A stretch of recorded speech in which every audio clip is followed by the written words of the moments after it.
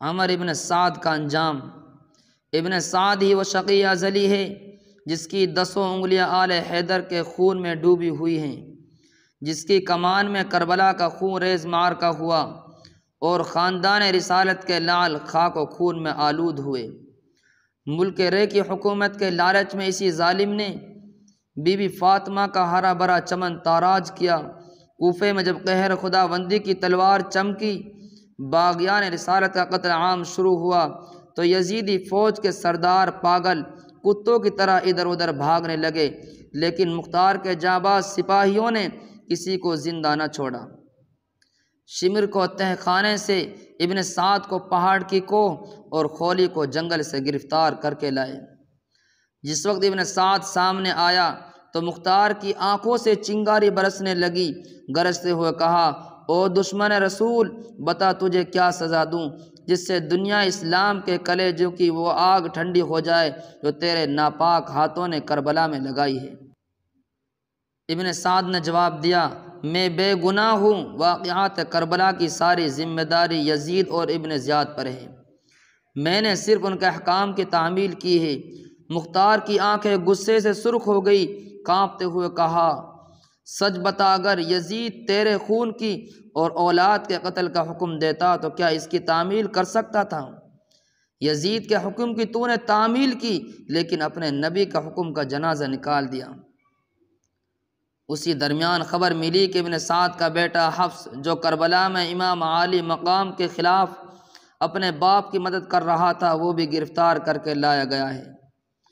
مختار نے حکم دیا اسے فوراً حاضر کیا جائے۔ جب وہ سامنے آیا تو جلاد سے کہا، ابن سعد کی آنکھوں کے سامنے اس کے بیٹے کا سر تن سے جدا کرو تاکہ اسے معلوم ہو جائے۔ حضرت علی اکبر اور حضرت علی اصغر کی تڑپتی ہوئی لاش کو دیکھ کر امام عالی مقام کے دل پر کیا گزری ہوگی۔ جلاد نے آگے بڑھ کر جو ہی گردن پر تلوار چلائی، ابن سعد چیخ پڑا۔ ابھی وہ اپنا سر پیٹ ہی رہا تھا، اشارہ پاتے ہی جلاد نے ابن سعد کی گردن بھی اڑا دی۔ اس طرح ظلم و شقاوت کے ایک بہت عفریت کی ناپاک ہستی سے دھرتی کا بوجھ ہلکا ہوا۔ خولی کا انجام۔ یہ وہی آتشی نصیب ناری ہے جس نے نواسہ رسول کے کلیجے میں برچھا مارا تھا اور سر کو نیزے پر چڑھا کر خوشی میں ناچا تھا۔ مختار کے سامنے جب وہ لایا گیا تو بیت کی طرح کانپ رہا تھا۔ اسے دیکھتے ہی مختار کے غضب کی آگ بھڑک اٹھی۔ جلاد کو حکم دیا کہ اس کے دونوں ہاتھ کاٹ ڈالو۔ جب اس کے دونوں ہاتھ کاٹ دیے گئے تو دونوں پاؤں کاٹنے کا حکم دیا۔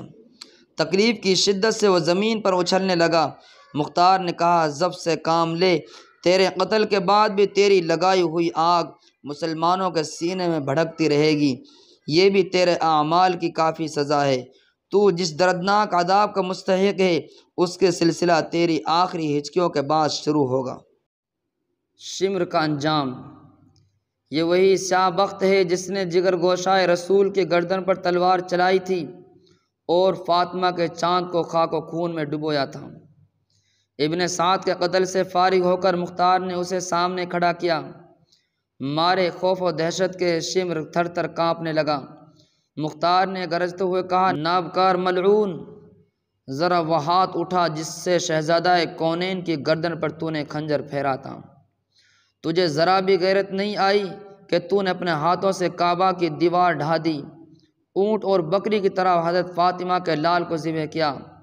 افسوس، حرم کا چراغ اور عرش کی قندیل تو نے پھونکوں سے بجھا دی۔ شقی القلب، 3 دن کے بھوکے پیاسے نازنی کو تہ تہ کرتے ہوئے تجھے ذرا بھی ترس نہیں آیا۔